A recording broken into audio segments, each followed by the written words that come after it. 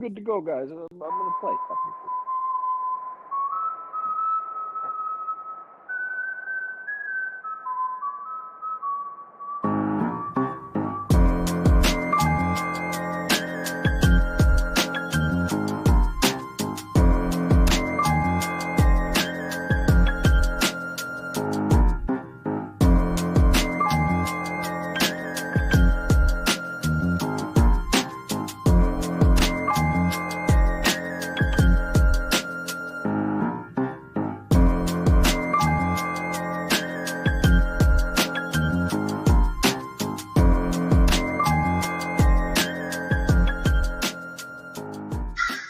Hey, bro, don't forget, it ain't the first 48, bro. It's 60 minutes, bro.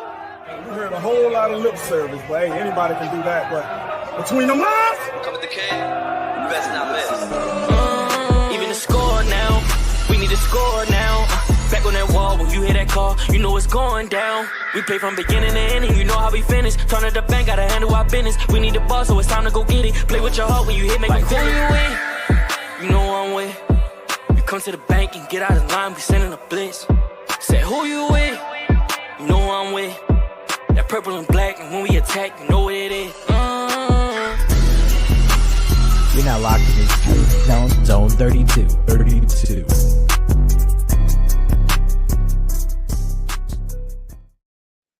Ah, shit, here we go again. Ladies and gentlemen, welcome back to another episode of the Zone 32 podcast. Episode 138. We have 5 of us. My name is Jake. His name is Drew. His name is Will. His name is Trippy. His name is BT. Say what's up to the people. Shut the fuck up. Fuck you, shut the fuck up. Fucking asshole, cocksucking piece of shit. But whatever. Anyway, let's get into it. So, Hardball Bowl Part 3. And just like the other two, Big Brother proved to be a better coach head-to-head versus Little Brother because the Ravens beat up on the Chargers 30-23. The score Hold on. The score was 30-16-7. Vegas called in a favor at the end to make sure the over hit. So, can we at least get that correct before we continue? If that's what you want to say. All I was going to say was the score wasn't as close as the game wasn't as close as the score tried to indicate. But no, you're right, Drew, because 77% of the public money was on the under, and then all of a sudden, that last drive, they're just feeding the Chargers penalties. So, yep, 2 pass interference calls down the 1 yard line, so then Gus was able to score. But they kicked the onside kick. They were unsuccessful. I got to talk shit to non-existent Chargers fans because just like birds, the Chargers fans are not real. Those people you saw in the stands at SoFi Stadium, all paid actors, paid handsomely by the Spanos family because everyone hates Dean Spanos, and the last known Chargers fan was seen at Qualcomm Stadium in 2016. After that, vanished off the face of the earth because they do not exist. But anyway, Drew, we'll start with you. And actually, before that, I'm going to tee you up with your boy because old Mr. J.K. Dobbins started running the ball, and then as always happened with him, his knee started to buckle on him, and he had to miss the rest of the game. So give me your thoughts. Give me your reaction on the guy who wanted to come to your house and give you biscuits and candy and shit. Well, I mean, it was the perfect J.K. Dobbins, experience of he was good when he was healthy, and then he wasn't healthy, and the team didn't win. So, I mean, that's basically what you get with Ja'Kalen. Defensively, we were good. Malik Harrison, I had a lot of negative things to say about him in the first half. I would say he figured it out in the second half. Honestly, defense-wise, there wasn't a ton to complain about, which is weird. We had a couple guys running open that really shouldn't have. We didn't hit Herbert as often as I wish we did. And when we started getting pressure in his face, he started kind of sucking. So, maybe start hitting quarterbacks more often and they'll, play worse. I don't think that's really that crazy of a take. Offensively, shout out Harbaugh, that 4th and short with 2 minutes left on your own 16-yard line. I get it. Like, it's a short yardage situation. Like, you just did the tush push thing. but the balls to go for that was why we won that game, and the continued aggression. So again, I'm going to give credit where credit's due. I tweeted that, and you would have thought that I tweeted like John Harbaugh was like humanitarian of the year and the greatest head coach to ever exist, with how fucking angry people got at me in the replies. But It was especially ballsy because they let the clock run down to 2-minute warning, making it look like they were just trying to draw them off sides, and then came out, lined up, and ran that play.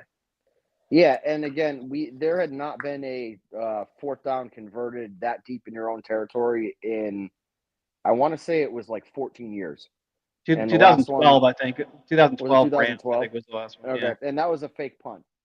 So Right. that was the first time somebody had lined up, to go for it on fourth down there, and then to get it, and then to actually go score. Credit Rashad Bateman. He had that. I guess you could call it a drop on an earlier drive. It was a closely contested catch in the end zone. I had He the should've come exact same reaction as you in real time. And like you and I are number one Bateman haters, but people who were like, "Oh, Bateman dropped that," I don't think that's a drop at all. I think it was a good throw. It was a ball that he should have caught, but it was defended well. Right. So exactly. like maybe The defense was perfect on it. 3-4 weeks ago, I might have been motherfucking him up and down, but whatever had happened. But again, he just fucking stepped up and made up for it, and that was interfered with on that drive, and then kind of set up that touchdown pass. Was interfered with on the touchdown catch. That was the first time I'd seen him track a deep ball and adjust to it while it was in the air and actually come down with the catch. So again, credit to him. Big time credit to him.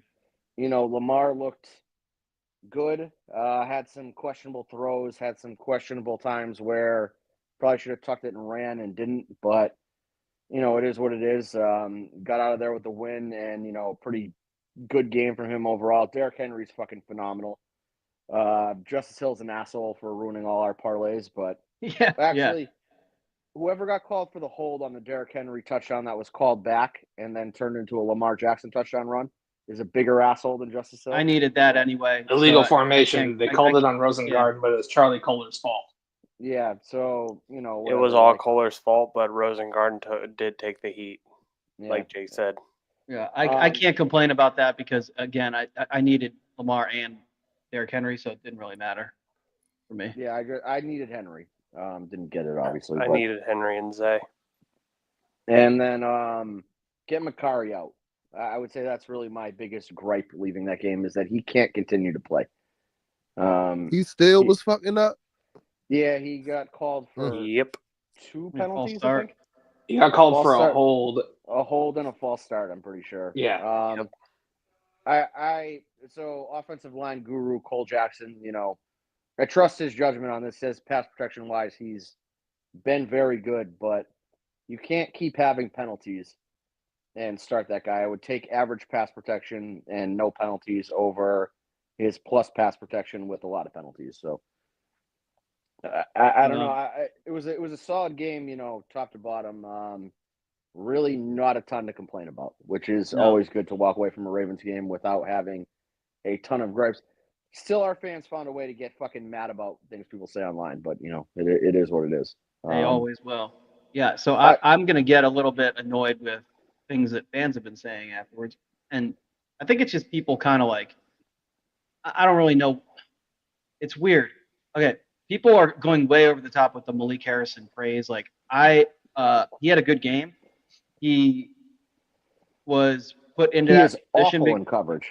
Yeah, really bad. So like that's what I'm getting at. Like people who are like, oh, okay, they watch that game and they're saying, oh man, he deserves more snaps. No, he doesn't. No. What we just saw in that game is if he's on the field the whole time, that's a bad thing because a couple of issues, with balls being completed over the middle of the field was him not being deep enough or just not being, athletic enough in coverage or even just, in his position in the zone to prevent easy completion. So like As the night went on, he did better with filling in the holes with the run game, but he was still bad at the pass. right. So it's So just I wish my- people would my be more. credit- I just wish people would be more balanced about how they react to things. Like, okay, Roquan wasn't playing. Pussy. Malik Harrison basically played his role, and he played it well enough. He's a backup. So just take the win that the backup had a decent enough game that it didn't hurt us that Roquan was out.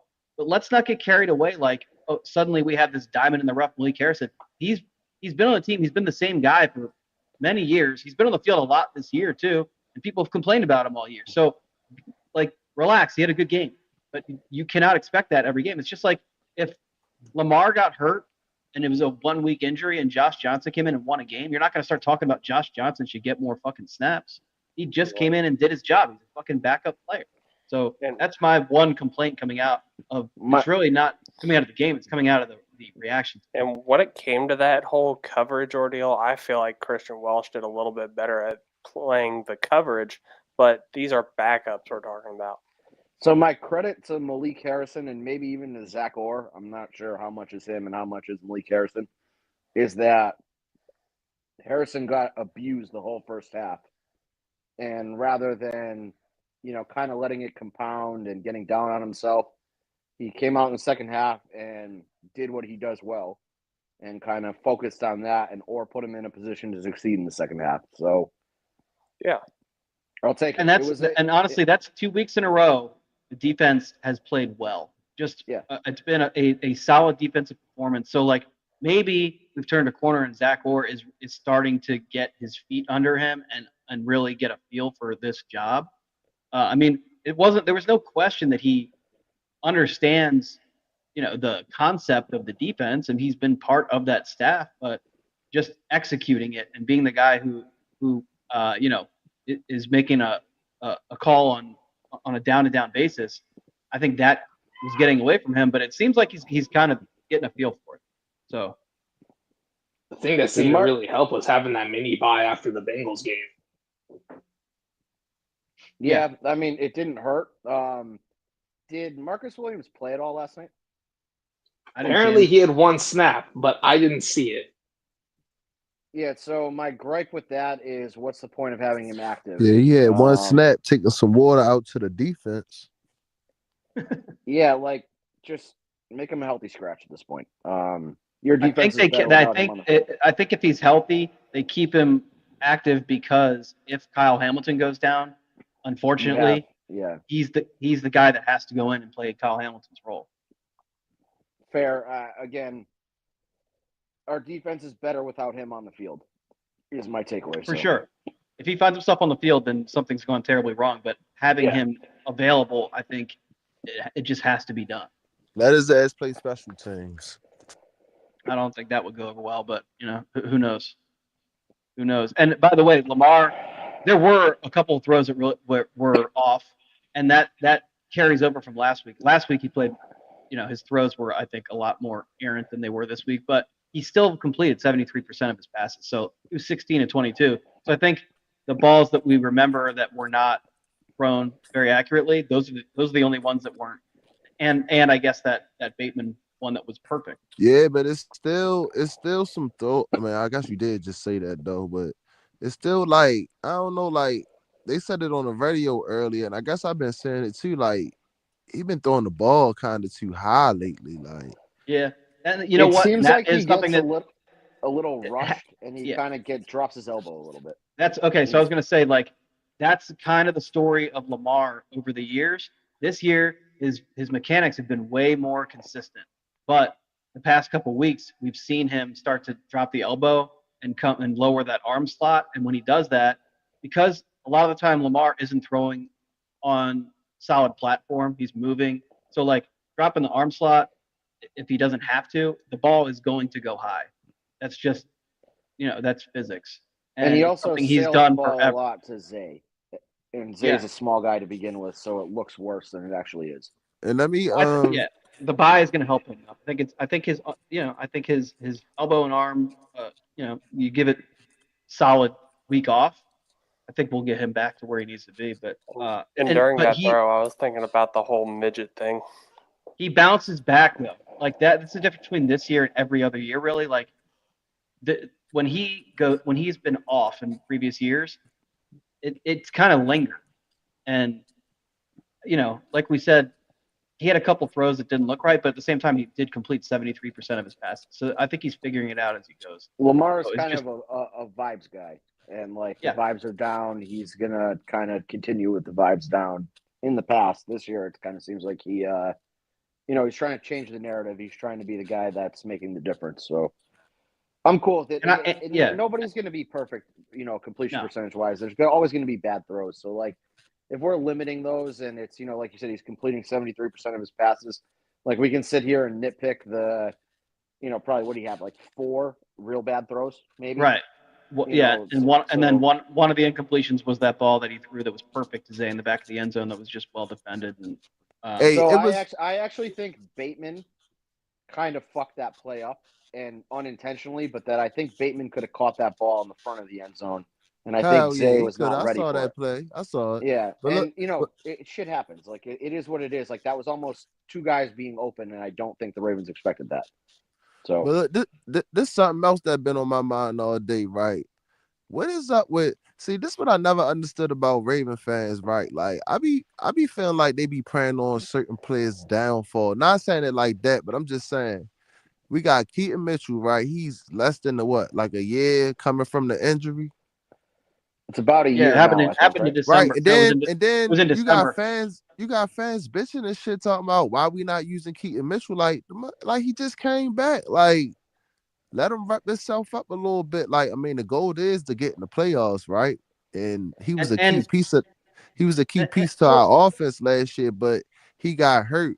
Now I'm looking at it like, yo, remember I've been saying it all season, like, yo, Justice Hill won't get a lot of looks on the offense. Now I'm looking at it like, imagine we bring Keaton Mitchell in the playoffs, like shit gonna be crazy. You feel me? So I don't know why. And Derrick Henry had 100.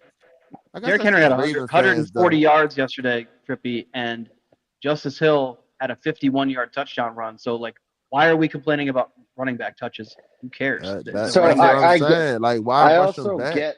I get the argument that you want to see Justice Hill or Keaton Mitchell brought along faster.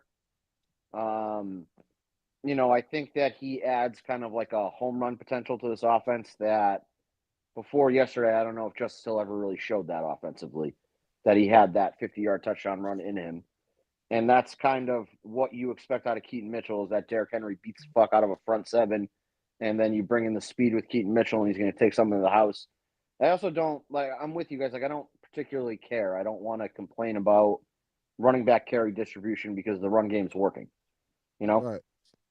I do also get the, let's give Keaton some touches and see where he's at. But I don't know if live game action when it's a 1-score game is really the time to try that out. You know what I mean? Like we still have football games to win. So I see both sides of the coin there, and it's kind of like I feel like our fans are also lost. They don't have something to bitch about. Drew, like you said, vibes are a big thing with Lamar. So the first quarter was a shitty, just all around. Defense got pushed around on that first drive. Offense was doing nothing. So after the first quarter, every time the Ravens possessed the ball, and I think maybe one of these possessions actually started in the first quarter, but it was completed in the second.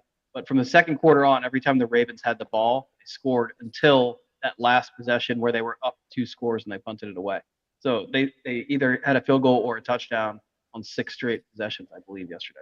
Oh, and I think it was you. I think you said it in the group chat first, and I said it around the same time on the timeline. People forget that, like, Greg Roman's biggest strength was that his first, 20 to 25 plays that were, clearly scripted before the week started was his strength while he was here. Oh, yeah. Like that you almost had to know that the Chargers were going to come out offensively and look good.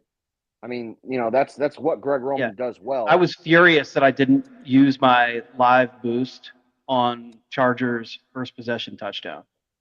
Yeah, I mean, like that's the kind of I don't want to like that. That's what Greg Roman is that he'll script you a great start to a game, and then the defense is going to adjust to whatever he's calling, and then he can't do shit to get out of his own way at that point. Right. Yeah, Greg Roman, the quote about him, he's going to open up the vault.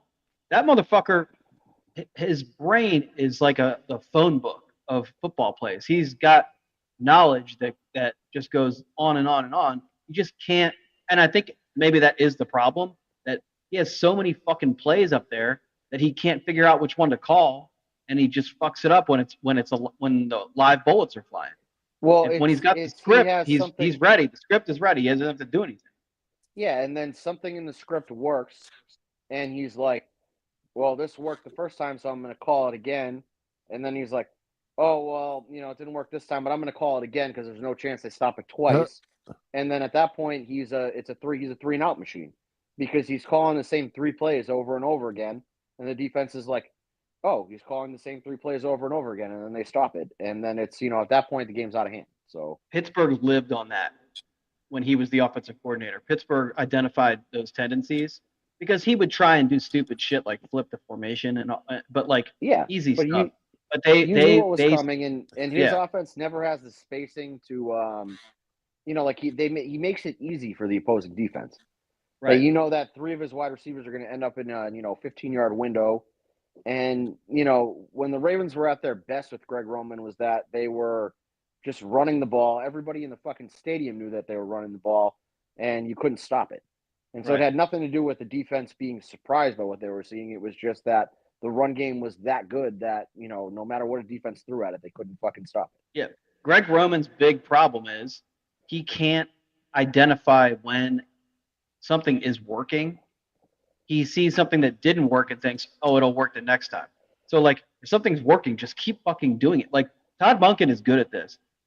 I was looking at the play-by-play breakdown in the fourth quarter. Now, going into the fourth quarter, we were still trying to build that lead up. But after we scored that last touchdown, maybe even before the last one, maybe it was after the third touchdown, I forget. But it was basically Derrick Henry, run right, Derrick Henry, run right, Derrick Henry, run left. It was just over and over and over again, pound the fucking ball at them. It's working. Fucking 6 yards a carry. Jesse Minter is going to run that too high safety look, and he's going to give you the run, and you just have to be disciplined enough to keep taking it. And a lot of teams, the reason why the Chargers were, what were they giving up, 14.3 points per game before last night? That's exactly right. They had a significant lead on the points per game thing defensively for over the whole league, but it's because a lot of teams aren't disciplined enough, and that they see the same too high look, they see the light box, and they see the ability to run, and they get away from it for some reason. And the Ravens did not get away from it, and that's ultimately why they won. To answer this question from Pigtown, I think that Monken will get calls and maybe even will take interviews, but I don't think he has any intention.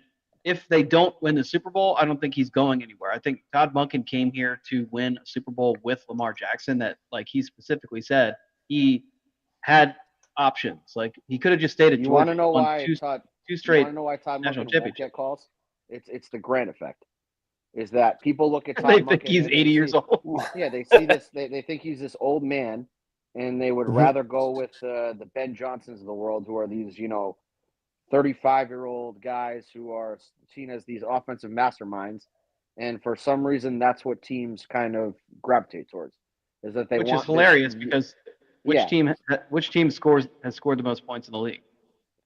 Right, but because Todd Monken is viewed as old by the league, he's not going to get as many calls as he should, which I'm happy with. Me too. I'm going to agree with that. I don't think that Monken is one of. So the fact that he is 58, I think it is shocking every time 58. I feel like now I'm not on Grant's level here, but 58 seems way young when you look at Todd Monken. But anyway, I don't know that he's at the point in his career where he's like, this is a stepping stone job, whatever. Like I said, when he got hired, he could have stayed at Georgia. I'm sure he had other calls. He could have probably got any open offensive coordinator job in the league if he wanted it, but he wanted specifically to come here and coach Lamar Jackson. Right, and I can't see him. And here's a good follow-up comment from Pigtown is only 7 coaches all time have won a Super Bowl after age 60. And it's Belichick. It's what the fuck is the Reed, guy? Buccaneers. Arians. Yeah, Bruce Arians. Probably Parcells. Parcells was another maybe good Vince one. Lombardi. No. No, he looked Lombardi. like he was fucking 100 years old in every clip I've ever seen of him. So maybe Joe Gibbs. Maybe. Actually, find this. That's a Was good Gibbs question. was Gibbs that old with the Redskins? No, I guess not. Joe Gibbs No. always looked like an old man to Hold me. on. I'm gonna Yeah. look it up. His last stint with the Redskins, yeah, but Yeah, but I'm The- saying it's not the where he early actually 90s. won the Super Bowl. No. I don't think he was that old. He's probably No, he he's probably- probably in his early 50s at that point. Was Shanahan that old with the Broncos? Maybe. no, I doubt it. no, he definitely wasn't. He was that old when he went to the Washington Redskins. Joe Gibbs was 50 years old when they won the Super Bowl. Okay, yeah. So Okay. The last time they won it, so like 91. 91, yeah. Mm-hmm. Okay. what was it? Doug Pete Williams? Carroll, Arians, Bill. No, that was 91 oh, Mark Tom, Irvin. Tom Oh, Mark Coughlin Irvin, yeah. Oh, Tom. That's right. Tom Coughlin, Coughlin was geriatric. with the the with the G-Man. Giants. Yeah, fucking Crypt Keeper. I forgot about him. Yep, yeah. Oh, Pete Carroll. Okay, good call, Pigtown. that's right. Jake literally just said that. Pete Carroll is the youngest old man ever. He is. Yeah, Pete Carroll doesn't think that jet fuel can melt steel beams. So, that's fucking right. He does it because it can't. That's a young Right. man's game, right? yeah, It's fucking right. It can't. Pete Carroll's a Pete Carroll speaking the truth. Pete Carroll and McDermott would make quite the coaching tandem. They would. Sure. You think there's any coincidence They that would that get guy in a fist stormed the fight every stage day. during the Seahawks press conference after they won Super Bowl 48? That was They would- obviously planned by Pete Carroll. The beat reporters. 9/11 was an inside job. They would walk That in shit. the locker room and it's Pete Carroll and Sean McDermott fist fighting because Sean McDermott's mad that Pete Carroll says that the U.S. government's taking credit for 9/11 when it obviously was a well-orchestrated See- terrorist plot. See, I think Yep. that they would. I think they would meet in the middle, and I think Sean McDermott would be like, "Oh wow, this is a great plot. Great coordination pulled off by the U.S. government." Oh, it's Is even what better Pete- than I thought. Yeah, he's like, "Oh wow, I thought Al Qaeda was organized, but damn, Yeah, the U.S. yeah. government." But Sean man, McDermott, our government was really organized. Sean McDermott's direct quote would be, "Man, 9/11 was even better than I thought it was." Yeah, George, yeah, man, that George That's Bush great. runs a well-oiled machine. That damn It Dick was, Cheney and Halliburton and Silverstein. I can't believe they pulled off the destruction of Building 7 like that. That was That's right. point precision. We're gonna get demonetized on YouTube for that. I don't even know if we can be monetized, but we're Listen, we Ah, only get two. We only whatever. get 2 views, and they're both Pigtown Sports logging in and out. maybe That's right. Maybe some breaking news here, but the Onion is in talks to buy Zone 32. We're gonna line up after Alex Jones and InfoWars. Yeah. now. Actually, Alex Jones is going to be the 8th chair on this podcast. Yeah. Nice. Alex Jones is actually our new host. Jake's gone. So fuck you. Oh shit. Hey, you know, hey, We traded Jake to InfoWars. I'll give my job to Alex Jones. Alex Jones would make this podcast even funnier than Well, my wild ass. I would. We need to make that work. Give Jake InfoWars, and it would just turn into like Jake going on random tangents about shit that nobody knows about, and then Alex Jones can host a football show with us. That'd be- Exactly. that'd be pretty good. And then he's talking about how interdimensional space aliens will influence the Ravens game that particular week. He would just tell us that the opposing head coach that we're playing every week was at Bohemian Grove, and whatever the fuck else. I didn't see any. There was no pro Sandy Hook tweets from this team, so they're gonna lose. Yeah, He would say that Chargers fans are crisis actors. yeah. Yep, Instead he- of Wait. it's not real. Hey man, That's Jake's thing. that's to be fair. I said they were paid actors, so we're not that far off from each other. So hey, there you go. Nah, Stephen he would Paddock- probably. He would be like, He would- Paddock is actually, Eagles coach and didn't actually do anything at Mandalay Bay. Would be his, He would say. his whole angle. He would say Andy Reid and the Kansas City Chiefs are only winning Super Bowls because they're having an overabundance of adrenochrome and eating children. That's what he Yeah. would say. Yeah, the cabal going on. Yeah, it would be a fucking right. wild show. We need to It get would, but Alex it'd be Jones- funny as we need hell. to get Alex Jones on Zone 32 and just get We his fucking unfiltered do. thoughts on the NFL. Yes. Imagine he has like fucking hot takes, like great analytics, like he's like the next John Gruden. Like we could get clips out of him and he'd go like viral on TikTok talking about football. Hey, that'd be perfect. I could see it. Next. He's Yeah. from Texas, that's they love high school football down there, but Yeah. maybe Alex Jones got some hot football takes that we need to get. We did try to get that Coach Brown guy on the podcast, and him and Alex Jones probably have similar views on like minorities and stuff like that. So, we are flirting with that side of crazy people on the internet already. Alex Jones and him have both told someone at some point in their lives that they are their personal Hitler. Credit to Alex Jones, he has a real law firm, not a fake law firm that writes cease and desist for him. So, yeah. That Jason Brown guy, now that Twitter has changed the whole, you can see tweets from people that blocked you shit. He pops up on my timeline every once in a while. I'm like, wow, this guy is fucking retarded. Like he is one of the true stupidest fucking people that I've ever, witnessed in my entire life. Probably should have known that when I called him and he just started yelling homophobic slurs at me, like top of his lungs, and then told me to enjoy the win. Like just the F slur probably 30 times at me, and then was like, just go enjoy the win, loser, and then hung up. I was like, all right, buddy. And then You talking about my favorite Korn song? Yeah, and then Will left There you one of go. the most disturbing voicemails I've ever heard in my entire life. That was PSF was a fucking wild ride. I think he has a show on PSF now, actually. He's buddies with Sean Salisbury. Yeah, that's why that footage is lost. I have no recollection of that voicemail whatsoever. That was one of those games. I got several concerned text messages during that saying, "Are you just going to let Will continue with this?" I was like, "Yeah, I need to see where this goes." It was terrifying, but it was funny. I was going to ask Trippy's thoughts on the game, but I think Trippy may have missed some of the game due to getting up at 1:00 in the morning. Hey, he provided the necessary service. Things ever. He provided a necessary service of getting everyone riled up for the game, so then he could rest later. But he was trying to uplift everybody else to get ready for the game. That's all. He was doing God's He really work. did. There's nothing like opening up the group chat. I've been up for like an hour. I'm like a whole pot of coffee in, and I open up to a Trippy voice memo. I was like, oh God. It's like, what's going on here? How long have you been up? Trippy dropped a 51-second voice memo in the group chat at like 3 a.m. Yeah, it was like, why aren't any of you pussies awake and amped up for the game like me? And I'm like, oh boy. Why aren't you in bed? It's like, hey pal. Hey man. Let's try that. Hey, the real question: if he's up at 3 a.m., did he have a hamburger with him? If he did, then he completed the full circle of SpongeBob. Oh boy, 3 a.m. Oh, That's exactly right. Yep, that was Trippy when he sent that voice memo. Every once in a while, I'm pretty sure Jake makes references that I'm the only one that understands, and then I'm like, I should reevaluate my life that I'm the only one who understands this. Yeah, hey man, you probably should. You probably should. Obscure SpongeBob references and shit. I'm like, oh God. Unfortunately, I understand them too. Yeah. Dude, well, then first three seasons of that show were funny. After that, was not for me.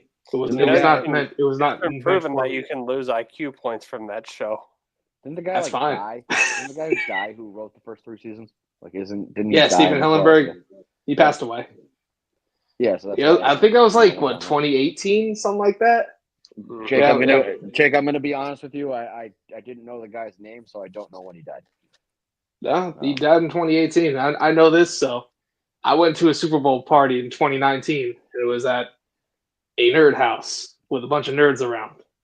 For some reason, I don't know why, they all thought somehow, some way they're going to play that little SpongeBob Sweet Victory thing for the halftime performance. So when they saw the fish with the trumpets, every nerd in that house got really, really hyped. And then it went to sicko mode and everyone was deflated. And I was laughing hysterically because they all got really happy and then demoralized after. Anybody else? Is anybody else moderately disappointed? I thought Jake was going to say he was at a Super Bowl party with the creator of SpongeBob, and then that wasn't the story. Just a little bit. He was dead. Kind of a little bit of a letdown. He was dead by that point. They thought that he was there. For some reason, they thought the NFL was going to honor Stephen Hillenburg. It doesn't make sense to me. Like, is he what do you do? Dead, or is he hanging out with like JFK Jr. and they're all alive, and Tupac? Yeah. Hey man, all I can tell you is I saw Tupac in the corner of 42nd Street selling Biggie t-shirts, 2 for $10. Tupac lives. He's in He lives Cuba. in Florida. No, Cuba. 42nd Street. That's where he is. No, he's in fucking Cuba. That's what the internet tells me. He's been in Cuba for many years. We're getting off track here because we don't want to talk about the Eagles. Is my guess. We have for like the last 10 minutes. I mean, we can. It's weird. I mean, like fake ass birds. Last week I wanted to fucking scream and yell about Roquan Smith, and he's still a pussy. Red light Roquan, with his little pregame antics of like, oh guys, I'm giving it a real good shot to play today. Like, no, you aren't. Fuck you. Go away. Well, here's the thing. What you fucked up was listening to Dr. Tom make any kind of proclamation. Oh, hey, he looks good enough to play. He's going to play. Because when we all know Dr. Tom is the least accurate physician on the internet. Besides a certain clan analyst, personal doctor who talks about like PCL injuries and shit. But that's right. Talking about it's always tough to figure out a knee. It was more the fact that I just I saw him going on. So I think it was Schefter, like well before the game, said that he wasn't likely to play, and I'm like, all right, like whatever. I didn't expect him to play. And then Jeff Zrebiak tweeted out, he's like, oh, he's on the field giving it a good shot. I'm like, this fucking asshole is doing it for the cameras. Pretty much. I mean, that is what Roquan Smith has turned into for me now, is that he is a media hype man. He's not a on-field hype guy. I thought our defense had some edge to it last night. You know what I mean? Without him, I thought that they were same. They were hitting guys late. They were hitting guys hard. Swarming. They swarming the ball. There was a lot of attempts at punching the ball out. None of them landed. But again, like that's what we want out of the Ravens defense, is that they looked like they had some fucking pride. And those phantom DPIs on that last possession was just the secondary was playing good. Like they were getting rough, but like they should. So they're being physical and doing what they should do, and the refs had to hit their parlays. But yeah, they called that first DPI, and I'm like, what the fuck are we doing here? And then I went and looked, and I was like, oh, over is 50.5 or 51.5 or whatever the fuck it was. And I'm like, oh, they're 100% like giving the Chargers a touchdown here. Why couldn't it have been us? Why couldn't it wouldn't have changed the outcome of the game at all. Exactly right. No, but see, like the Tim Donaghy thing in the NBA a bunch of years ago has opened my eyes to the fact that if there is an opportunity for the referees to fuck with the amount of points scored in a game and not affect the outcome, they are 100% going to do it. And then I looked, and somebody tweeted me, it was like 77% of the money was on the under last night. And I'm like, okay, so Vegas made the fucking call in their headset and said, hey, we got all these gambling sponsorships with the NFL. Like, let's make sure the over hits here, guys. I felt vindicated that I knew when I saw that number, that 50.5, like, I want no part of this. I'm not even gonna do an alternate total. I just want no part of the total. It's a moving target. You really don't know what's gonna happen. Anything over 45, I'm never comfortable touching either way. I mean, well, most games, are in that 48-point range, but I'm like, I don't ever want to be, So like the other night, I had it was the Monday night game. I had I missed it by a point, but it was like I had like 45.5, and I'm like, this is gay. Like what am I supposed to do here?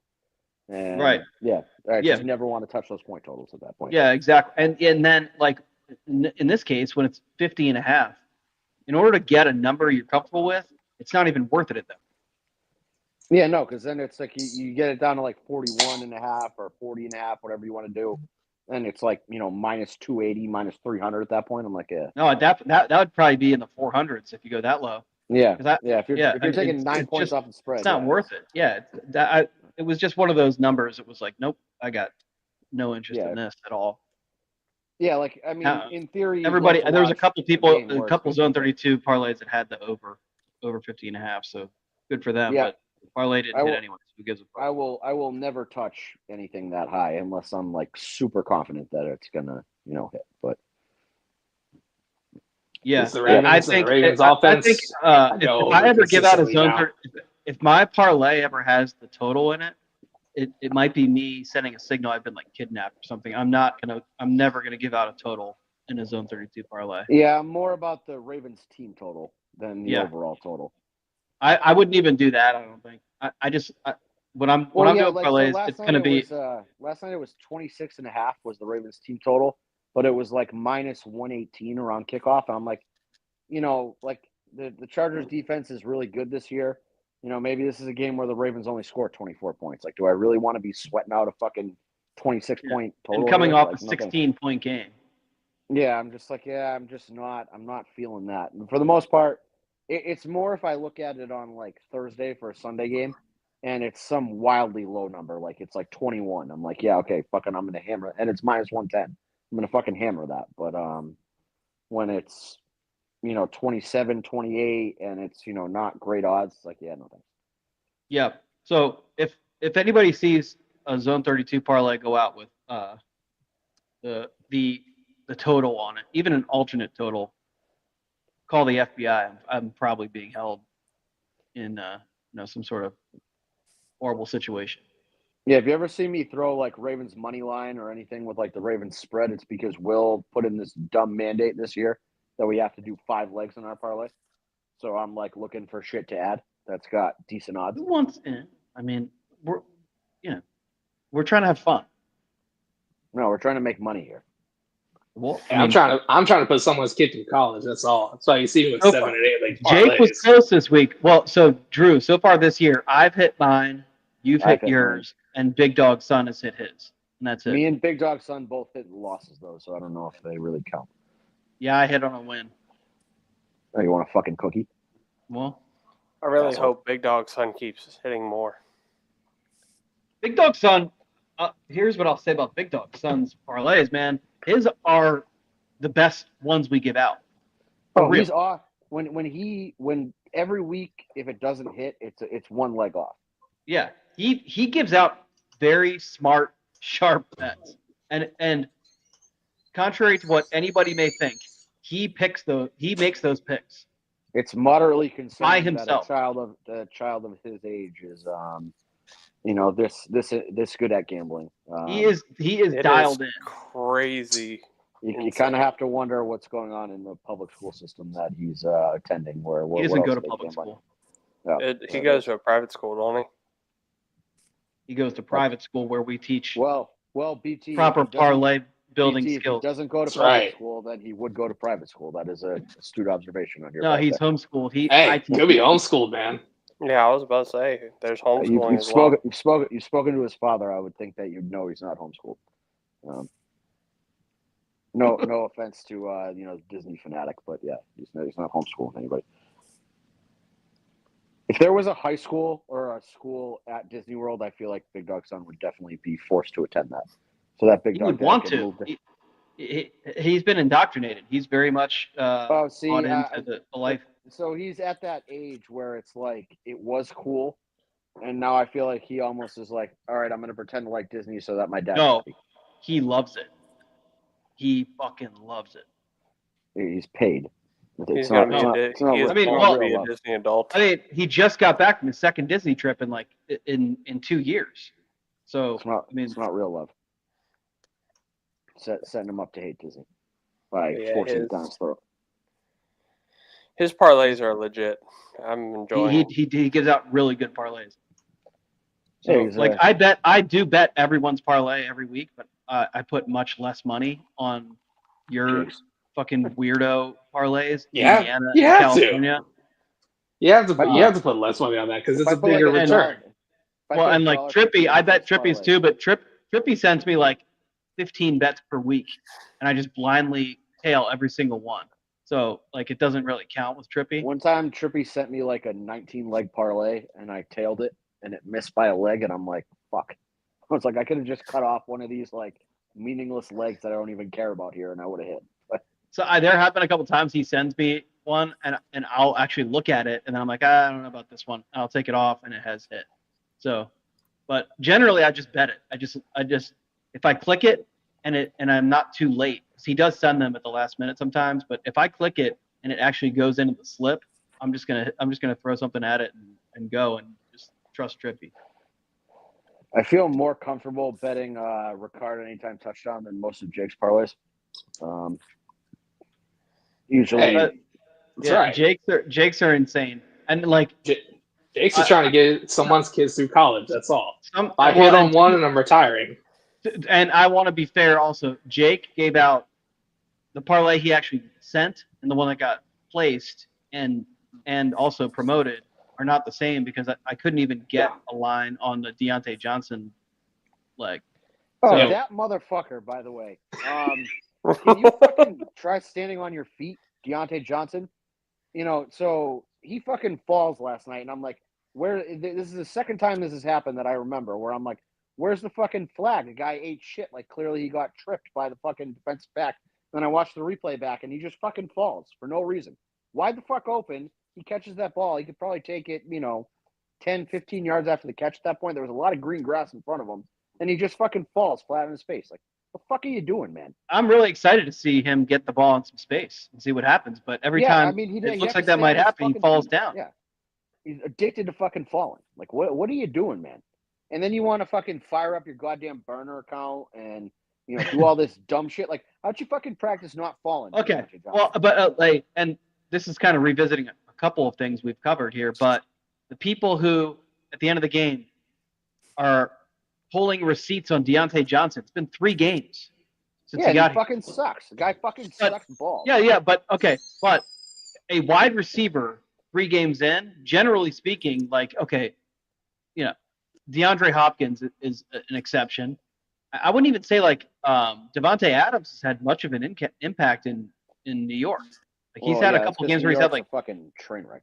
Well, but I'm just saying Devontae Adams is an excellent wide receiver, and I think his biggest game he's had is 4 catches for 59 yards or something like that. Like nothing. I would not be shocked if it comes out that Aaron Rodgers has been taking ayahuasca before games, with how bad that they fucking look this year.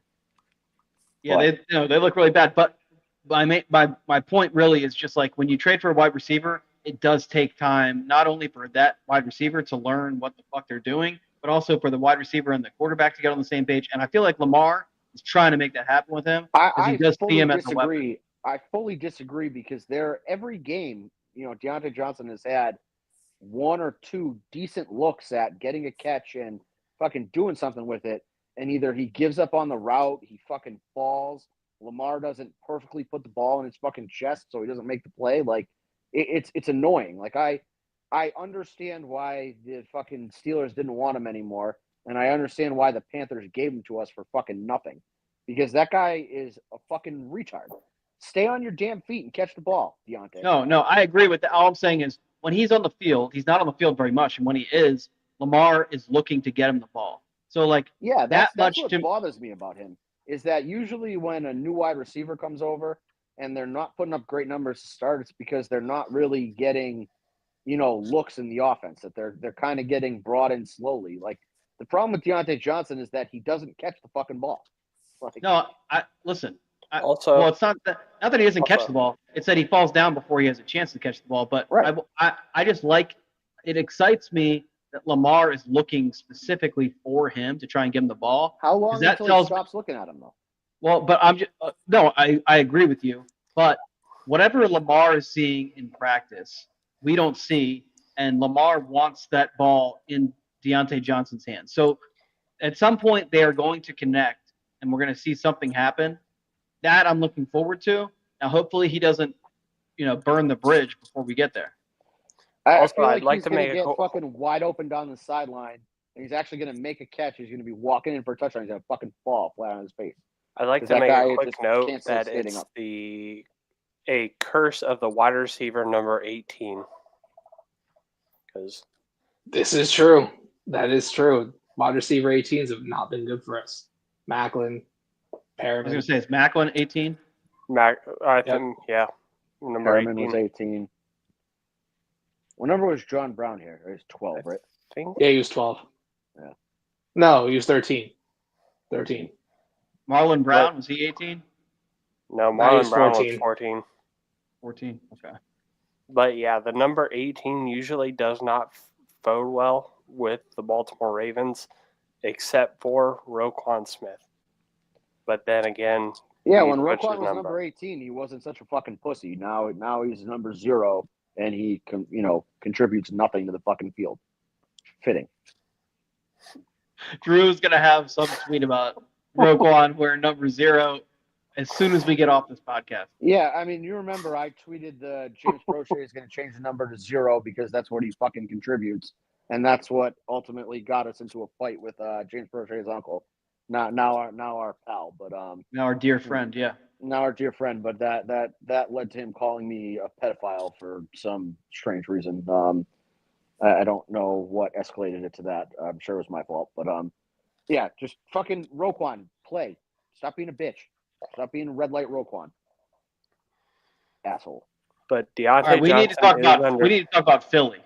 We do need to talk about the Eagles. So the fake ass the birds. Scumbag. the fake Scumbag. ass birds are indeed coming to Baltimore off of a 7-game win streak. They haven't lost a game actually since after their bye week, so they're doing their thing. They haven't They're, played I anybody believe, either, so they really haven't, but they have the fifth fewest points given up in the league. They're running the ball well with Saquon. Saquon's been a monster this year for them. Kudos to the Giants for being stupid because they've been a shit show for years now. Quinion Mitchell, Cooper DeJean playing and everything. I know they lost Brandon Graham for the year, torn tricep, which he's old, but he was playing for him. So anyway, BT, I want to get your thoughts going into this game and what you're looking to see from the Ravens versus the fake ass birds and Kevin Hart. Well, the thing about it though is it's going to be the headline is going to be Derrick Henry versus Saquon. So 2 really good run games and versus a white DB, racism. but it is what it is. They have 2. They have Blankenship and Cooper DeJean. Yep. It was really funny when they wore that exciting Whites t-shirt. I cannot wait to watch Quinion Mitchell and Cooper DeJean get fucking toasted all game. Exactly. You know, I hate the fucking Eagles because I hate Eagles fans. I find Philadelphia people in general to be some of the dumbest human beings in the United States of America. Like, I interact with Philly people and then I'm like, this is why the rest of the world fucking hates us, because these are just low level or low life scumbags that just say and do the dumbest shit. I'm sick of the Jalen Hurts stuff. He's not good. Just fuck off with him. Saquon Barkley, I cannot wait to bottle him up because everybody's with this whole, oh, he deserves it. You act like the fucking Giants were holding the guy hostage for all these years. Like, they did pay him to play football. Okay? Like, it wasn't like some, horrific situation where he was being forced out on the field at gunpoint. The Giants fucking sucked. They had no offensive line. He did what he could. Okay? Now he's on the Eagles. They have a better run offense. And by the way, he was really good. He was really good when he was on the Giants too. Yeah, exactly. He played out of spite like Lamar did under Greg Roman's offense. Now he's really good for the Eagles, and I can't fucking wait to watch Travis Jones, Tavius Robinson, Brett Urban, I don't know, fucking Trenton Simpson. Somebody just fucking kill him in the gap. Like, I don't want to see him succeed because I'm tired of this. Oh, Derrick Henry's having a great year, but, Saquon Barkley deserves Offensive Player of the Year. He really deserves the shit. Shut the fuck up. No, he doesn't deserve anything. Like, why do you feel bad for Saquon Barkley? I don't get it. Like, it bothers me. People are fucking stupid. Now, Drew, look, it is a good time to point out, though, that a lot of people owe you and me apologies because 2 years ago we said the Ravens should trade for Saquon Barkley, and people said we were retarded for wanting to spend any sort of trade asset on a running back. I'm going to be totally honest. Like 93% of the internet owes me an apology for some reason or another. I'm tired of chasing them down. I'm always right. It's my curse. It's my cross to bear. You and I were fighting everyone about this. Everyone. And our argument was pretty fucking sound. It was that Saquon Barkley's good at football, and we want people who are good at football on the Ravens. People are like, oh, that's stupid. Like, fuck you. Shut up. No, I remember they start doing fucking ROI cost benefit analysis bullshit. If you win, it doesn't fucking matter. If you win, it doesn't matter. That's the whole point, to win. Here's a general rule of thumb. If you see something that I tweet and you want to disagree with it, don't. Because either I'm right or I'm just going to tell you that I'm right until you agree with me. So it's just not worth your time. Okay? Like, 99% of the time I turn out to be right at some point. You know, I was a little early on thinking Sauce Gardner sucked. He does suck now. So I was right about that. Whether or not people want to admit it, that's fine. You know, everybody dick rode Mike Evans for fucking years. with his- Two-time All-Pro, two-time Pro Bowler, top 10 Yeah, receiver. and now he fucking sucks balls. So, you know, what have you done for me? He lately? sucks So- balls. He was got hurt. he was the leading receiver on the team this past week. If I remember right. No, I think Bucky Irving might have been hold on, second. hold on. You're now mixing Sauce Gardner and Mike Evans here. I'm saying Sauce Oh, Gardner oh. is a two-time All-Pro. Now he sucks. So I was right. Everybody dick rode Mike Evans for this 1,000-yard receiving streak. Yeah, Brandon Stevens, you know, ended that. So No, that's you not really that necessarily good? true. I'm not so sure Well, yet. I'm yeah, not so he sure. ended it. It's over. It's over. Dream's dead. Baker Mayfield's getting arrested before games. You know, they won't give fucking Bucky Irving the ball at the 1-yard line when Drew has a lot of money on Bucky Irving first touchdown. That team's fucking cooked. Fuck the Bucks. So then technically Drew was uh, wrong. Mike Evans has 403 yards and 6 touchdowns this year so far. And he's gonna have 600 yards in the rest of the year. Yeah, no, fuck off. Shut up. that's out of the question? Why is that out of the question? It's not It's gonna not happen. crazy. It wouldn't Not be gonna crazy if he just barely ekes like 1,002 yards. Why do you Not think he gonna came back so quickly? He wants that 1,000-yard. He wants to keep that going. Yeah, so Yeah, then yeah. the hamstring's gonna act up again, and you know, tough shit, Mike. Your one claim to fame for your career is over with. Congratulations, you fucking ruined the rest of your career by chasing Blake some Snell meaningless- going back to the Dodgers. Blake Snell was never on the Dodgers, so that's not happening. Oh, hold on.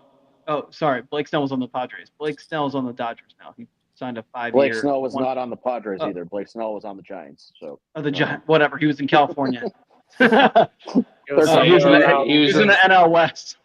Yeah, but he Uh, was on the other was black on and the orange Padres. team. Drew, remember when you said that Noah Syndergaard would be a $200 million pitcher? yes, Blake Snell just Uh, signed a 5-year, $182 million contract.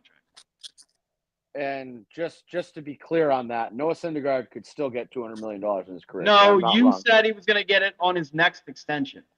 No, I just said that he was going to be a $200 million pitcher. I did not specify when. I also thought that he was going to like reclaim his career and whatever. He was too busy making out with Alex Cooper on camera. I severely underestimated his No, baseball. not making out.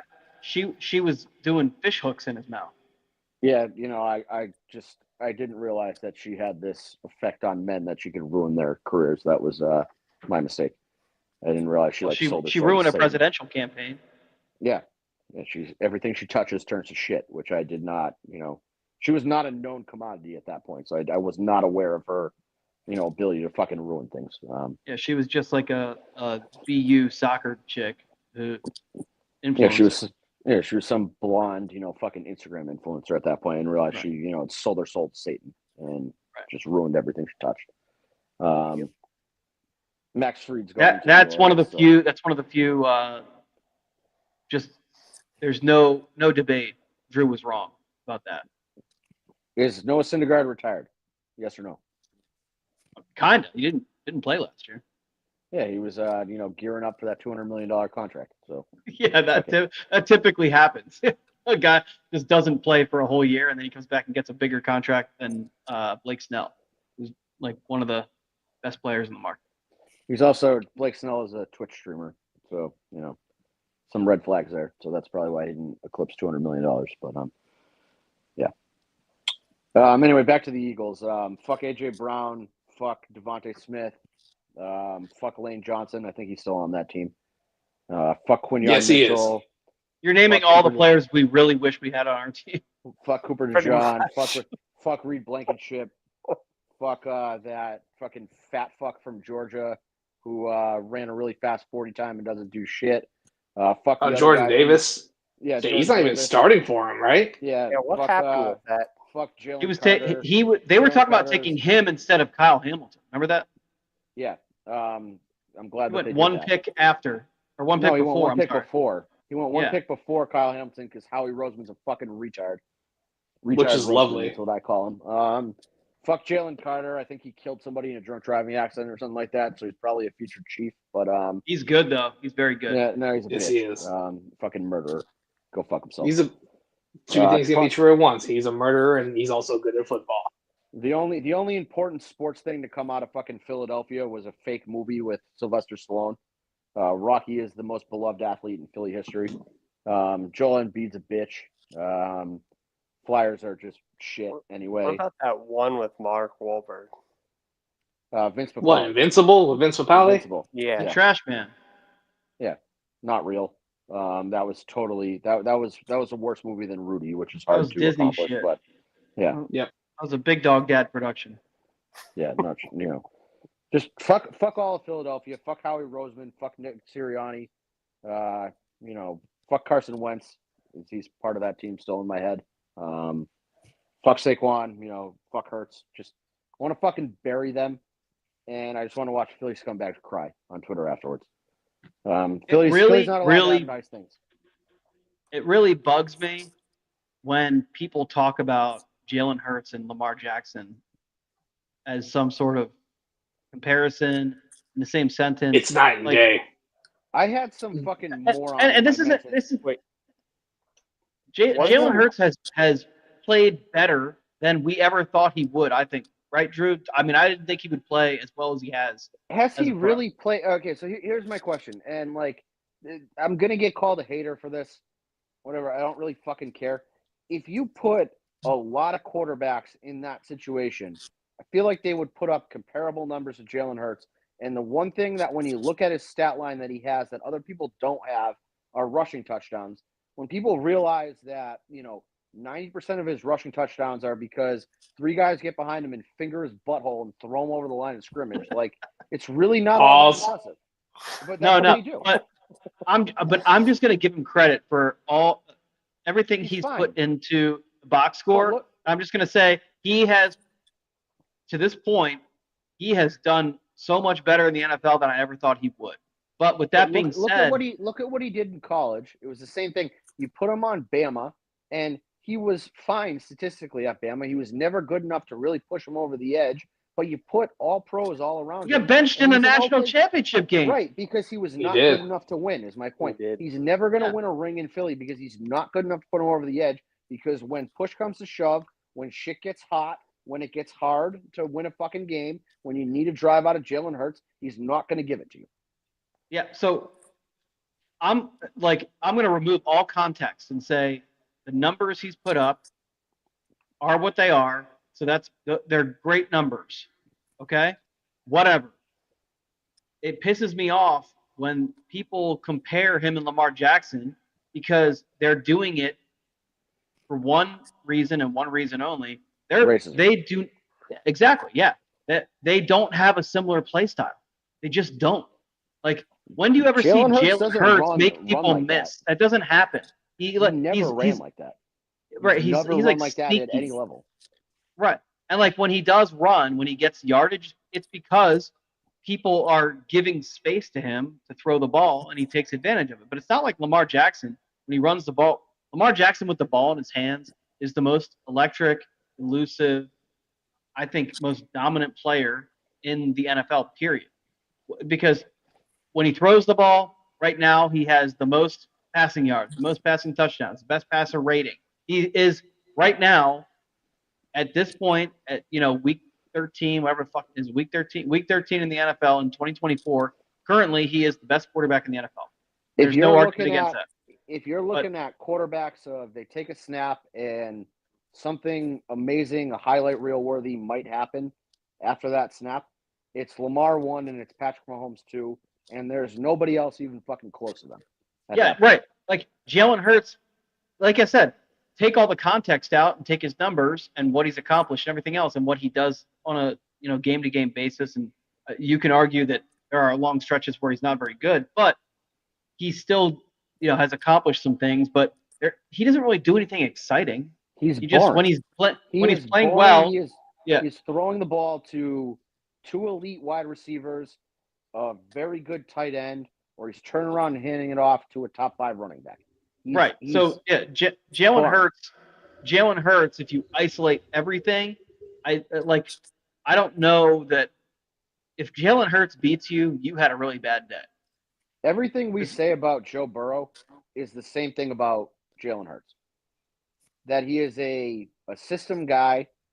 He is fully dependent on his supporting cast to put up his numbers, and he doesn't do anything at an elite level.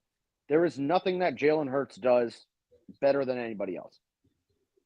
Right. That's why Jalen Hurts is, when you hear Jalen Hurts' name, when they talk about MVPs, like, and again, and MVP, I don't give a fuck about it. I'm just saying, like, if we're talking about individual players, it's a relevant conversation. Jalen Hurts gets MVP chatter around this time of year every year, but once you get to December, it disappears. But he gets MVP chatter because he's got an obscene amount of rushing touchdowns, and people just look at a box score and are like, oh, Jalen Hurts has 30 total touchdowns. Like, that's really fucking good. And then they realize that, 18 of those touchdowns are like, again, some guy stuck his finger up his ass and threw him over the line of scrimmage from the half-yard line. Pause. But, I mean, again, like, that is the problem with Jalen Hurts. Or it's like last year with Josh Allen where people were like, oh, my God, look at how many total touchdowns. And then you look and, most of his touchdowns are fucking half-yard, and he's pushing his, Josh Allen's built like a fucking fullback, and he's leaning into the line of scrimmage, and he's scoring from the half-yard line. Like, great, it's a touchdown, but also that's not MVP caliber shit. Well, the reason that Jalen Hurts disappears from MVP talks once December comes around is because that's when they start flexing games. So if the Eagles are in a position where they're playing meaningful games and Jalen Hurts has more eyeballs on him, people start to see this guy doesn't really do anything exceptionally. He just does things well when he needs to do them, or he doesn't. It's like it's one or the other. There's never a there's no Jalen Hurts legacy game. Name one play you can ever remember that he ran. Not one. There's no signature play. The signature play is the same play over and over, like you said, where a bunch of guys treat him like a fucking bowling ball, stick their fucking thumb up his ass, and push him over the line. He's another Kirk Cousins guy. You know what I mean? And again, everybody talks about like primetime Kirk and playoff Kirk, and they're like, oh, this guy sucks ass. It's the same reason. It's that when the bright lights aren't on Kirk Cousins, he does what he's supposed to do, and he compiles stats. And then when it's a big game and there's a lot of eyeballs on him, people realize this guy's uninspiring and normal. It's just an average white guy. And Jalen Hurts is essentially the same thing. He's in a great offense, and he just does enough to survive. He's Jared Goff, another guy. That's who I would compare Jalen Hurts to if we're looking at like actual NFL comps. He's a little bit more mobile version of Jared Goff. Again, you put Jared Goff on Detroit and got a couple good, really good wide receivers, got a really good run game. He's got a solid young tight end, and he just kind of does enough to survive.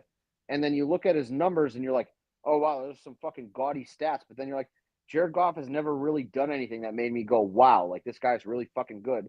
It's the same thing with Jalen Hurts. Like, he has some gaudy stats and doesn't do anything that makes you be like, wow, this guy's a fucking MVP. He's really carrying the team right now. I have a talent comp. I think if you switch these two guys, the numbers would be the same. Like, the guy who goes to the other team, they would inherit the other person's numbers. They would have would be identical. Trevor Lawrence and Jalen Hurts are the same NFL player.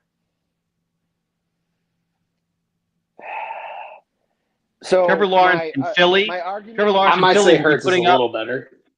My argument. Trevor Lawrence in Philly, I think would put up the same numbers. He'd be doing the same bullshit. I can see it. I think That's the sad part. I can see it.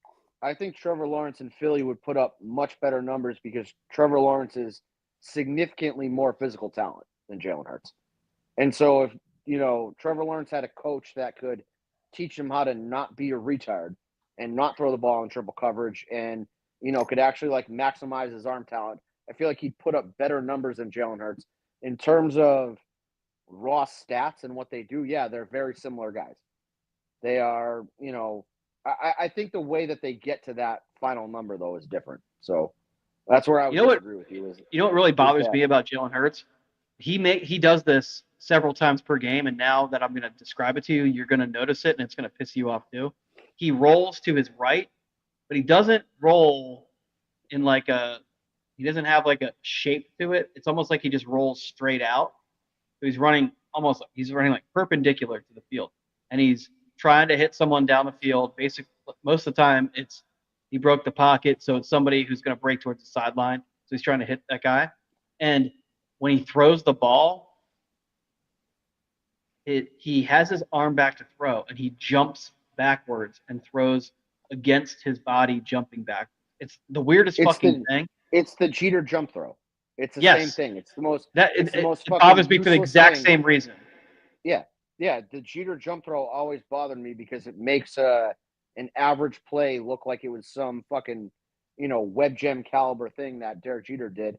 The reality is he could have just set his feet and threw the ball and gotten the out, and it didn't have to Jalen Hurts makes that throw look harder than it needs to look, I guess is what I'm saying. So I definitely I know what you're talking about. I can picture it in my head, Jalen Hurts. The next time you see it, you're gonna be like, "Oh my god, I'm pissed off now," because there's no reason to do it that way. None.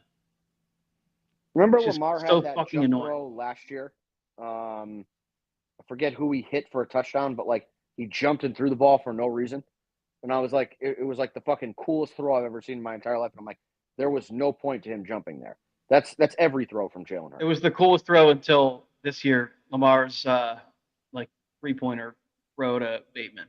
That's the one now. Again, but I know what you're saying. Yeah, is that is Jalen Hurts' career to me? Is that he does average things and makes them look tough, and people fucking worship him for it. Fuck him. I can't wait for him to get exposed on television. What is it? 4:00 start. There's only 2 other 4:00 games, I think. Yeah, so 4:25. It is the CBS national broadcast, so I'm pretty sure it's Nansen Romo. Yep. Oh fuck! Why? And I gotta hear Tony Romo, fucking. I don't know, Jim. I don't know, Jim. That shit, yeah. He gets, fucking progressively higher throughout the game. And fuck Tony Romo. That's another guy. Again, actually, Tony Romo and Jalen Hurts are the same guy too. You put Tony Romo on these fucking great Cowboys teams, and he put up some, gaudy numbers, but never really amounted to much. Never really did much with it. And the reality is, when the bright lights are on Romo, you're like, yeah, this guy's just kind of making the average throws. It's not anything special. That's my takeaway from the Eagles in general, though, is that they, for the most part, do what you expect them to do. They don't really perform above what you expect them to do, and they don't really perform below what you expect them to do. They just kind of show up and win the games that they're supposed to for the most part, and they're not supposed to win this game on Sunday. They're going to be going against, our defense is not near as bad as it was for the first 10 weeks of the year. It looks a lot better now. Some addition by subtraction going on, more snaps for Nate Wiggins. Seems like Brandon Stevens is getting picked on less and less. Our pass rush. Oh, Kyle Van Noy, by the way. Kyle Van Noy does this dumb shit one more fucking time where he runs at the quarterback, has a sack, and then stops and flaps his arms around trying to fucking break up the pass. Just tackle the fucking quarterback, man. Don't fucking do that anymore. If you have Jalen Hurts in your sights, fucking take him out. But again, I feel like we can get some pressure in Hurts' face. I don't think this is going to be a good day for the Eagles. And I cannot wait to watch their scumbag throwing snowballs and seeing a fan base cry about it. There we go. Well, we will see what happens on Sunday. So might as well now get into jersey picks and score predictions. I'm not sure where to go this week. I know we have 3 remaining home games. I have a real hot take. I have a real hot jersey take. They're going to wear purple tops. They're going to wear purple tops. Oh, there you go. I'm going to wait to see. I'm going to wait to hear Jake's. So the last 2 weeks I've been wrong on the jersey combo because I've been swayed by some fact that Jake gives that ends up not mattering. So I'm going to let Jake give his. I was right about the Steelers combo. I was right about that, and you disagreed with me. So you rode with me last week, and we were wrong. That's all that happened. But I'm probably leaning purple black. God damn it! That's what I was thinking too. So now I'm not going purple black. I think either this week or the week against the Steelers will wear black purple because 3 home games left. Not going to waste that shit against the Browns, the last game of the year. So I'm thinking it's either this week or it's right before Christmas. Black purple seems like a Steelers combo. That's why I think will probably happen that time. But either way, this week I think purple jerseys, black pants. I'm going to go with a 28-24 Ravens win. Yuck. BG. I was gonna go purple white for jersey pants picks. As far as scores go, probably something like 31-21. I'm gonna go purple white as well. I'm gonna go 35-17 Ravens. Okay. Will? I'm gonna do black purple. All right. There you go. Black is Do you have a any particular reason for that pick? so black is one of the colors that is prominent in Philly's uniform array if they want it to be. So I think the Ravens are going with black purple. That means the Eagles got to go white green. Yeah, see, so and I'm thinking Eagles go white black and we go purple white. But Yeah, I think we're eliminating the Eagles' ability to use any color that we have. fair. And then my score, I have 31-27. So you think it's going to Biggest be way thing- closer? So I think it's going to be like a 27, or excuse me, 20, like a 10-point game. So there is a theme. Ravens have this year have come back to win 4 games. They've been down by 10, which was one of those narratives that people come up with about Lamar Jackson. He can't win a game. He's down by 10 points. That's not a thing. Shout out Colin Cowherd, by the way. Just his vendetta of does Lamar win big games? Basically, every time the Ravens beat somebody good, Colin Cowherd's like, "Is that a big game? Is that like making fun of people who are like Lamar doesn't win big games when he does?" So Yeah. I'm a So I think Cowherd guy. I think it's going to be a 31, or a 27-17 game going into the fourth quarter, or maybe late in the third quarter, whatever. But I think we come back and put up For the last 2 tutties. sizable amount of points. Yes. I Big- feel like this is a game that we do well against the run. And I feel like a lot of what the Eagles do this year specifically is, built on the Saquon Barkley run game, and I think we can shut them out and kind of fuck with their rhythm. So Hey, I think I think that they're going to have a tough day. I think we're at a point right now where we can, on EDC's behalf, say that people owe him. I don't know if it's an apology or just some level of respect that the 2 top targets the Ravens had in free agency this year were Derrick Henry and Saquon Barkley. It was And going to be one or actually, the other. I think that they chose. I don't think they chose. I think they wanted Barkley, and I think that he got blown out of the water by that Right. Philly offer. Yeah. But I actually think it worked out for the better having Henry because I think he fits this Same. team better than what Barkley would do. I do too, but like we could be saying the exact same thing if it was reversed. We easily could.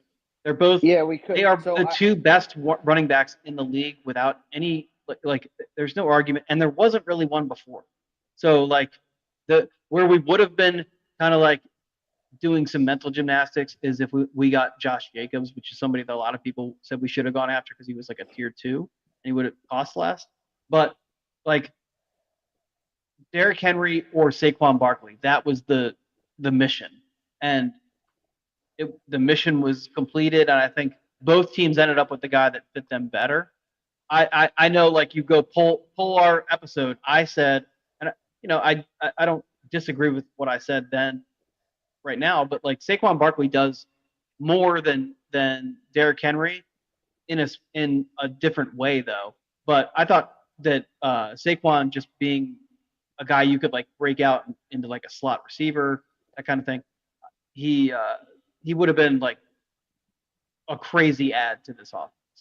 I think that's still true, but Derrick Henry has proven to be effective in the pass game too. So like I have no complaints, obviously. This is actually a credit to Justice Hill. Is I think Saquon Barkley and Justice Hill have redundant skill sets in terms of what they bring to the table. and Derrick Henry is kind of that big bruising running back that I don't think Barkley has that in him. So Yeah. I think it almost fits our offense better to have Derrick Henry and Justice Hill together, and that gives you a better overall output than just Saquon Barkley would give you. Well, and the other thing is like Saquon Barkley, like he has one of the more iconic now, I think, moments, like jukes of all time with that reverse leapfrog. That's going to turn into the fucking Odell Beckham one-hand catch. Just It the is. most But meaningless shit that everybody just fucking. the guy on deals our with. offense who would do that if that were to happen is Lamar. So like, you want to talk about, we do have like a Saquon Barkley skill set on the field with Derrick Henry. So, I think the Derrick Henry, the size is. We've got a is guy like a big who thing. will Like, stiff arm 3 people back to back to back. exactly. And the fact that people have to deal with Pat Ricard running downhill with Derrick Henry behind him, and sometimes with Charlie Kohler, or with even like Lele pulling, like there's all kinds of fucking wild shit where if you're a guy in the second or third level of a defense, the last thing you ever want to see is any of those guys running directly at you. So fucking Pat Ricard getting called for that penalty when he didn't touch anybody last night. That was crazy. Wild. That was one of the most ridiculous fucking, like, I'm glad that it didn't end up contributing to the outcome of the game at all. But like, it's weird. The refs in that game were they didn't call penalties in situations where it was like, okay, thank God they didn't call a penalty here, because like some crews would, but there is really no penalty. So like they were letting the guys go, but then there were some calls like those 2 DPIs we talked about were ridiculous, and the fucking leg whip, and then I think like right after that there was another call that went against the Ravens. It was the block out of we bounds. talked. Yeah. Yeah, so Wiggins blocked somebody on a kick return, and like he got penalized because the guy fell out of bounds. Well, and he kept blocking him through the block out of bounds, but it's not like he went out of bounds and blocked him. He just carried the block through, just finished the play. Right, like he did. He blocked somebody like he was supposed to, and the guy's fucking weight fell to the sideline. So somehow that's Nate Wiggins' fault. Somehow that's penalty on Nate Wiggins. I was like, yeah, there was a couple head scratching calls last night where I was like, yeah, what are but we like, doing? right. So, but like those 2 calls were really early on. I think they were both on the first possession of the game. Yeah, and then they had yeah, I mean that was really it for bad calls, but still, like that fucking last drive of the game pissed me off. Right. So it was like the very beginning of the game and the very end of the game, but in between, I was actually really happy with the. Well, also the ref tried to call Mark Andrews out of bounds on the most. Oh, that obvious incompletion, that was touchdown catch wild. ever. Like, did he get like? Not only did both of his feet touch in bounds, but one of his ankles kind of like collapsed and like rolled over on itself, and like And he was directly in front of the fucking referee. And he wasn't close to the sideline, really. No, it was. Or to the back of the not end in zone, question rather. Yeah. At any point, and it wasn't just that he signaled no. He like did like a fucking move in Mark Andrews' face, like saying like no, like screaming in his face. And I always love when these fucking assholes make a call, and then all their friends come over and they're like, "No, man, that you're wrong. Well, you're obviously wrong." So that we're was gonna one of those have plays like where a I fake was like, conversation, right? And then we're gonna come out and say, "Oh." That was one of The those plays. opposite. I saw it happen. I'm like, all right, fuck yeah, Mark Andrews touchdown. And then they called no touchdown, and I'm like, am I like drunk? Am I missing something Me too. here? Like, That's how that is there was one? hilarious. I was like, is there something like what the fuck did I miss? And they showed the replay, and I'm like, what are you calling here, pal? And then thankfully they didn't make like Harbaugh throw a challenge. But Funny enough, it would have been one of the 3. He actually would have won. Yeah, that was shocking. And yeah, just another shout out, John Harbaugh, phenomenally coached game. Nobody wants to hear that. That was like, and I saw people trying to fucking question it during the game, but man, can we talk about the fucking going for 2? Anybody who didn't want the Ravens to go for 2 there doesn't know football, and so or math. It's not okay. If you have an opportunity to run some kind of scoring play that takes it from a 1-score game to a 1-score game, or a 1-score game to a 2-score game, you always opt to make it a 2-score game. Okay. Right. And so anybody Especially questioning the when hold on, especially when you're up an amount of points where the other team has to do 2 things to match your number. Right. And so kicking an extra point there doesn't do anything for you. Nothing. It then makes it an 8-point game, so they score a touchdown and go for 2. Whereas if you make it a 9-point game, they can score a touchdown, go for 2, get it, and you're still winning. Oh, So, by the way, like- Drew, if they're confident enough, well, it's not confidence, they have to do it. But personally, watching the Ravens defense, now again, we've just said they've had 2 really good outings, but they do tend to kind of like shit the bed in big situations. But if we kick the extra point, and then the Chargers come down and score and go for 2, which I feel like they would have a high percentage chance of converting, whether they needed to get it to tie or to go ahead. Then people are saying John Harbaugh is an idiot for kicking the extra point. Right. Like that is just analytics, knowing football, whatever fucking metric you want to use to make decisions. The right call there was to go for 2. 100%. Yeah. But this is why I can't. I tweeted it last time. This is why I can't respect the Fire Harbaugh crowd.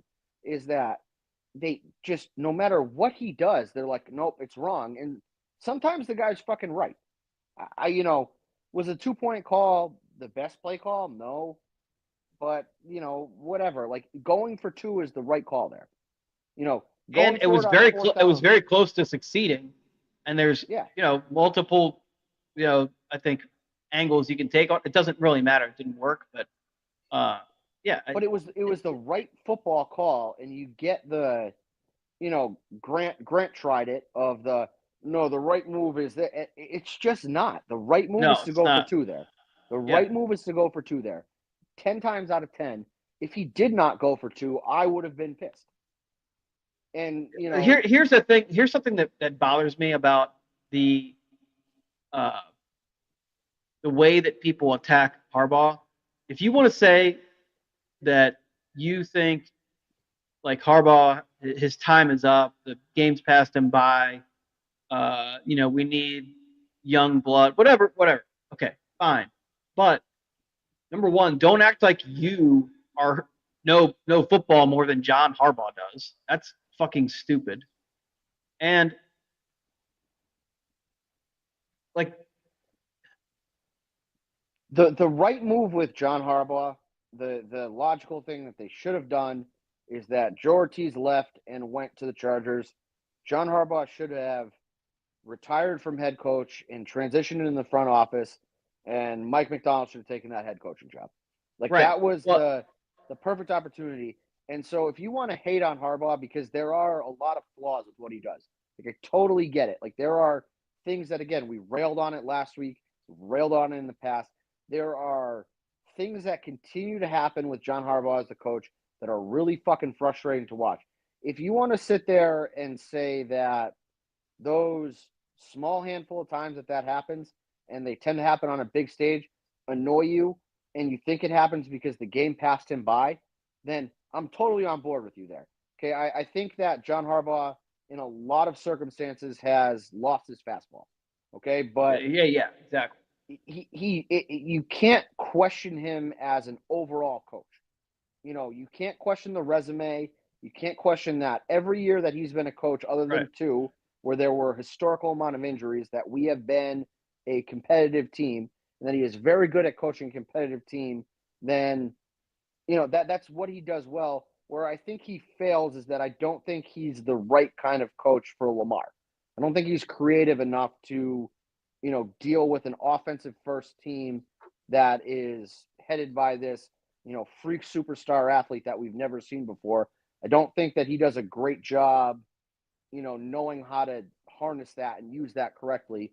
And I think you could benefit from some kind of youth and some kind of, innovative mind in the head coaching spot. That doesn't mean I don't want John Harbaugh around, though, because he still builds a great culture. He still seems to, have a good grasp on a lot of things. I just think that specific portion of the game has passed John Harbaugh by, and that's why it's time to move on from him. Yeah. But So that doesn't mean get rid of him, and that doesn't mean fucking exile him to an island somewhere. That means that better utilize his skills at this point. well, but okay, and a lot of the criticism of him is that he's not good at making decisions in the game. So like when things are when stress is at its highest, he makes bad choices, he throws a bad shot, like whatever. He's making emotional decisions about roster choices, like Ben Cleveland comes to mind. Yeah. But this past week, some of the criticisms we saw were zone was being used too frequently over man. That the secondary rotations were not where they should be, based on who was getting better production. We weren't running the ball enough. All those things were the opposite this week. And John Harbaugh was aggressive. He was making choices in game that benefited the team. So, like, we've talked about two of them, going forward on fourth down and then the 2-point conversion.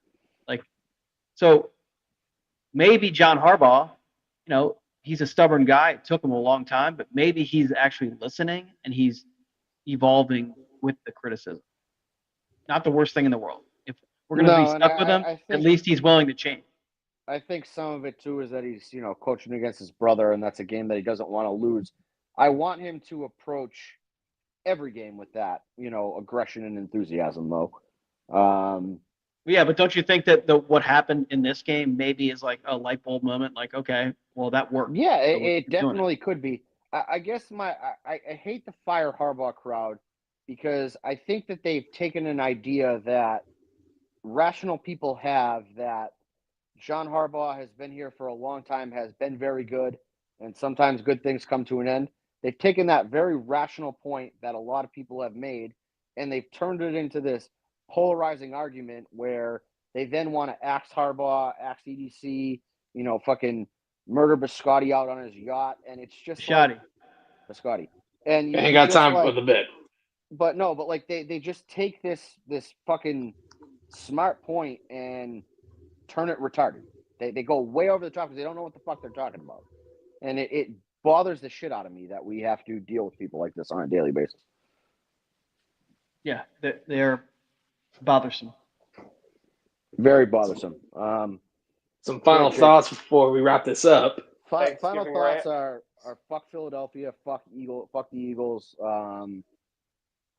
Yeah, and let's win another fucking football game. There you go. Biggest thing. The Chargers are soft against the run. They didn't give up many yards total, but their per carry average sucked.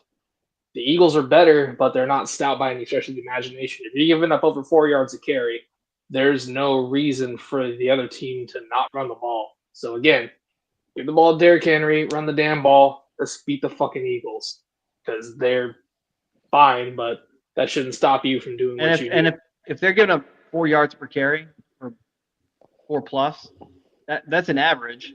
So someone has brought that average up, and they have not faced Derrick Henry.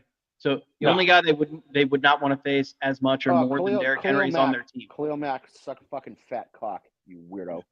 Oh, it's not that hard playing Derrick Henry. Ran the ball down your throat the entire game. I forgot Khalil Mack was on the fucking Chargers, and hear his name a single time last night. Wants to fucking talk about, I forgot he was there. Yeah, I forgot you were on the Chargers, you dumbass. Shut the fuck up. All right. There you go. But anyway, that's going to do it for this week's episode. We will be back. What you got, BT? Doesn't Will have something to go on about? Oh, fuck yeah, right. That's right. Oh, yeah. Let's not close it down. Thanksgiving is Thursday. And Will, this is your time to lambast those people like my lady who have decided to put up Christmas decorations before Thanksgiving. You have the floor. So it's Tuesday. Yep. Thanksgiving is Thursday. It's 24 hours and 21 minutes. About to be 20 minutes away. It's very close to get to Thanksgiving Day. it's not asking a whole lot of people when Halloween ends to not ignore an entire month of the fucking calendar, pretend that November has anything to do with Christmas. Christmas is at the end of December. It's a religious holiday. I would like to remind some people, but it's a religious holiday that is linked to a season called Advent, which is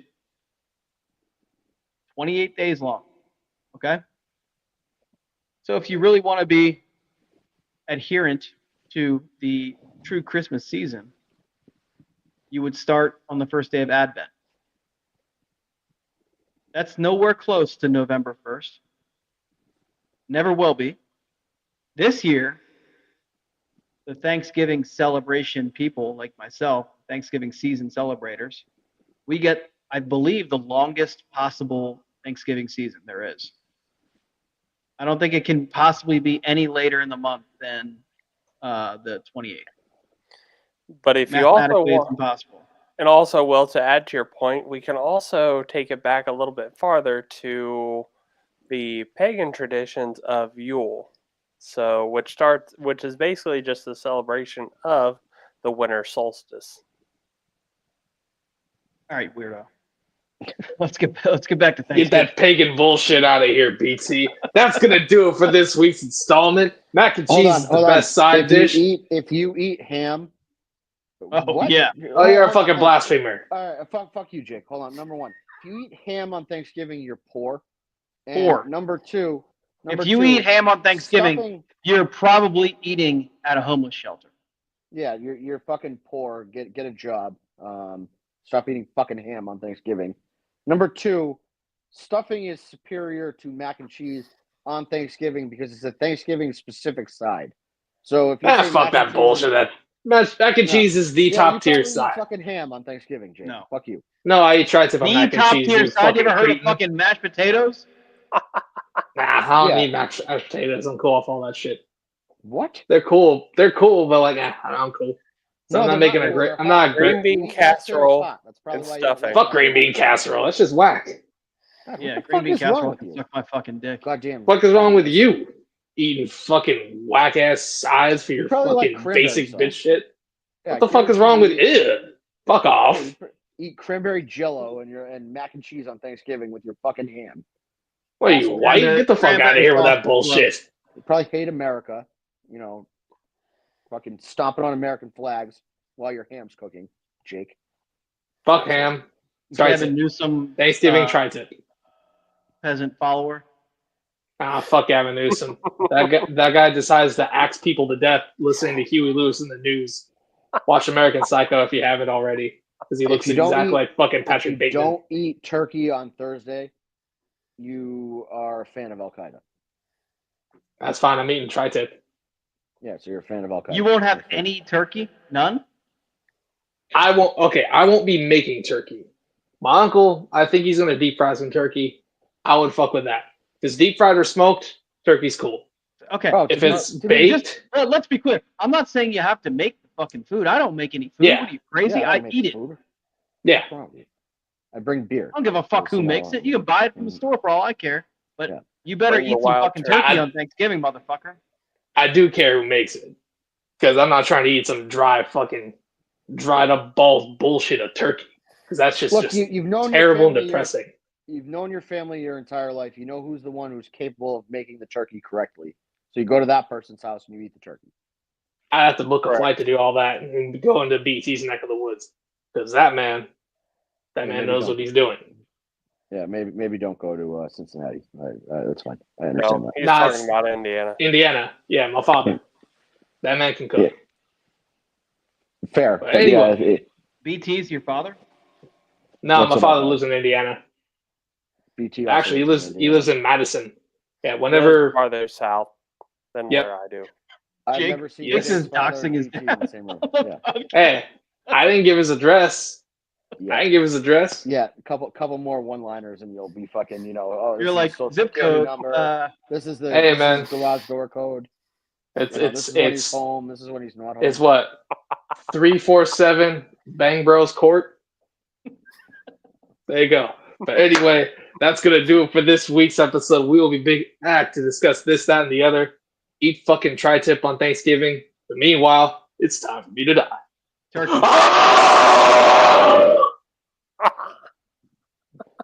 Play it.